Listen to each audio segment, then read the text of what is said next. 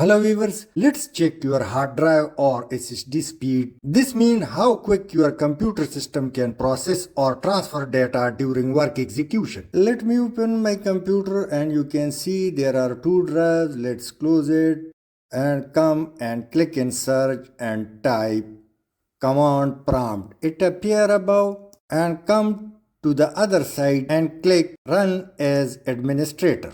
Now click yes and now type winsat space disk space hyphen or dash drive D or write the name of your drive. Click enter and now it's in front of you a complete detail of the speed of your SSD hard drive. In case if you would like to check another drive speed, so simply rewrite the same command and change the name of drive. Now after this also see a comparative statement of SSD type, speed range, performance rating with regard to sequential read write and random read write comparison. Thanks for watching.